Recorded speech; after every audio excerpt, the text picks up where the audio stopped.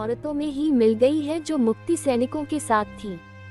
एक बार जयंत जबरदस्ती करके निकट से गुजरते गुल हमीद के सम्मुख ही खड़ा हो गया। मेजर फरमाए, मेरी रिहाई का तुरंत आदेश दीजिए। मैं पाकिस्तानी जासूस नहीं हूँ, मेरे पास सबूत हैं। आप रात में विश्राम करें। दरअसल मैं मोटे दिमाग वाला फौजी हूँ।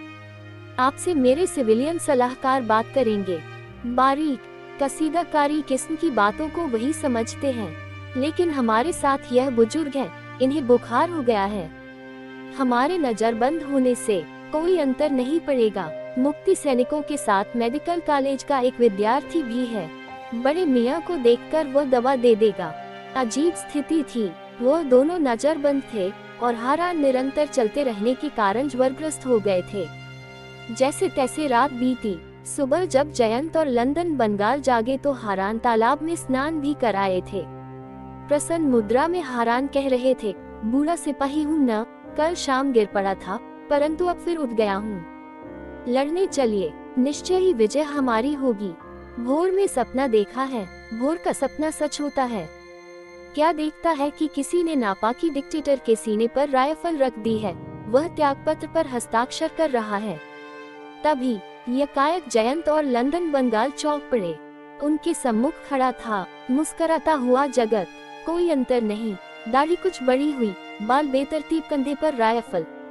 तुम यहाँ? सुखद आश्चर्य में डूबा जयंत तेजी से उठा और आवेश में तुम भरकर जगत को बाहों में उठा लिया। मान गए दोस्त, हीरो आदमी हो, हर हाल में हीरो। दूसरी बाह बढ़ाते हुए लंदन बंगाल को जगत ने अपने निकट खींच लिया। कहो नंदन, कैसे हो? आप देख ही रहे हैं सर, वैसे यार तुम्हारे मुक्ति सैनिक हैं मोटी अकी के आदमी।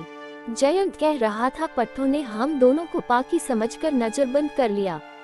मेजर कहता है मेरा सिविलियन सलाहकार बात करेगा। अब बाबा आए तो घंटा बजे। बाबा आ गया है, घंटा बजा सकते हो? यानी सलाहकार में ही हूँ। मर गए। रात भर की नजरबंदी मजाक थी जयंत, मैंने तुम लोगों को देख लिया था। आने का कारण भी जानता हूँ। अच्छा जयंत, क्या शीरी का गिरफ्तार होना जरूरी है? यह मेरी प्रतिष्ठा का प्रश्न है। अगर मुक्तिवाहिनी की उपयोगिता का प्रश्न तुम्हारी प्रतिष्ठा से टकराए तो मैं समझता हूँ कि शीरी उन लोगों के लिए उपयोगी नहीं हो सकती। मेरा ख्याल है रात में कुछ परिवर्तन हुआ है शीरी में। नामुमकिन। मेरे साथ आओ, देखना। प्रातः कुछ ही देर बाद जयंत और लंदन बंगाल ओट में थे। वृक्ष के पीछे अनायास ही एक ओर से याकूब मिर्जा नन्हे रहमान को गोद में उठाया आ रहा था, दूसरी ओर से आगमन हुआ शीरी और जगत का। शीरी को देखकर याकूब मिर्जा मुस्कुराया, परंतु याकूब मिर्जा को देखकर शीरी चौंकी। जगत बोला, देखती है मैडम, ये जो इन साहब की गोद में बच्चा है, यही है नन्हा रहमान। यही है जो बेईमान से टूटकर रहमान का साथी होता है, वह इस बच्चे को गोद में उठा लेता है। मानो नन्हा रहमान बड़े रहमान के प्रति वफादारी की कसम है। जो साहब इस बच्चे को लिए हैं, इन्हें जानते हैं।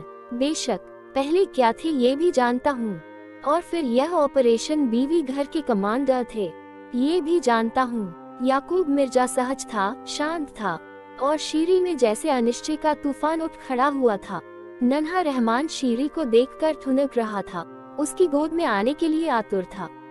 जगत ने टोका, मैडम शीरी जी, मैं चाहूंगा कि बिना किसी संकोच के निर्णय करो, रहमान या बेईमान। शीरी ठगी सी खड़ी थी। एक ओर इस नन्हे रहमान को यतीम बना देने वाला बेईमान है, दूसरी ओर इसे गोद में उठा लेने वाले हजारों लाखों करोड़ों बड़े रहमान हैं। इधर रहमान, उधर बेईमान, निर्णय करो। लेकिन पूरी स्वतंत्रता से। शीरी बोली नहीं, वह बड़ी। उसने अपने दोनों हाथ नन्हे रहमान की ओर बढ़ा दिए। याकूब मिर्जा और शीरी एक दूसरे के सामने थे, तभी थे बेईमान के साथी। और आज पहले नन्हा रहमान याकूब मिर्जा की गोद में था और अब शीरी उसे दुलार रही थी। इस प्रकार रहमान जीता, बेईमान हारा। हारान ने लौटने से इनकार कर दिया था। उसने मेजर गुल हमीद से कहा था, प्राण रहते लड़ने की प्रतिज्ञा की है, एक बंदूक जुटा देनी होगी। सचमुच मैं लड़ सकूंगा, आप देखिएगा। शीरी की गोद में नन्हा रहमान था। याकूब मिर्जा को संतोष था कि नूर के जाने बाद से मन में जो रिक्तता थी, वह किसी हद तक शीरी से पूरी हो गई थी। जयंत और लंदन बंगाल को बाकायदा गुल हमीद ने जगत को सौंपा था और रसीद प्राप्त की थी। गुल हमीद ने कहा था, मुझे खुशी है, मैं आदरणीय मेहमान को सुरक्षित वापस भेज रहा हूँ। मुक्ति संग्राम में योगदान के लिए जब उचित समय आएगा आपको फिर बुलाएंगे। आशा है तब सम्मानित कर सकेंगे। नावों और छोटी छोटी डोंगियों से बीवी घर की अभागी स्त्रियां सीमा पार कर रही थी। एक स्त्री उन लोगों के निकट आई, बोली, मैं नीरू हूँ प्रमोद दा। नीरू बनर्जी। जगत दा ने बताया था कि ऑपरेशन बीवी घर आपकी ही योजना थी। मैं सभी अभागी स्त्रियों की ओर से आपको धन्यवाद देने आई हूँ। याकूब मिर्जा जगत के प्रति कृतज्ञता से जैसे जड़ हो गया। बड़ी कठिनाई से दृष्टि उठाकर वह बोला, नीरू दीदी, यह आपके सामने खड़े हैं पीटरसन और मिस डोरियन। इन्हीं के कारण तो ऑपरेशन बीवी घर संभव हो सका। यह आपके साथ ही सीमा पार कर रहे हैं, इन्हें धन्यवाद दीजिएगा। मैं अभी धन्यवाद का अधिकारी नहीं हूँ। आशा करता हूँ मैं, मेजर गुल हमीद, हम सभी मुक्ति सैनिक एक दिन फिर सीमा पर आएंगे। आप बहनों को तथा अन्य बहन भाइयों को वापस देश ले जाने के लिए आदर और सम्मान सहित थोड़ी प्रतीक्षा करनी होगी, तब जबकि रहमान जीतेंगे और बेईमान हारेंगे। सभी गीली आंखों से एक दूसरे को निहार रहे थे। बीवी घर की औरतें सीमा पार कर चुकी थी। अंतिम डोंगी में जगत, जयंत, लंदन बंगाल, पीटरसन और डोरियन सवार हुए। एक जयघोष गूंजा, जय बांग्ला। मेजर गुल हमीद ने मुक्ति सेना को मार्च करने का आदेश दिया। शीरी और याकूब मिर्जा अब साथ साथ चल रहे थे। नन्हा रहमान शीरी की गोद में था। मुस्कुराते हुए शीरी ने पूछा, तो आपको प्रमोद घोष ही कहना होगा क्या? जो चाहे वह कहें। जगत दा ने मेजर को मेरा और तुम्हारा पुराना इतिहास बता दिया है। भेद खुले हुए हैं, रहस्य का कोई पर्दा नहीं है, लेकिन फिर भी ये सच्चाई है कि मुझे प्रमोद घोष नाम से मोह हो गया है। लगता है जैसे यह मेरा ही नाम हो। सही कह रही हूँ।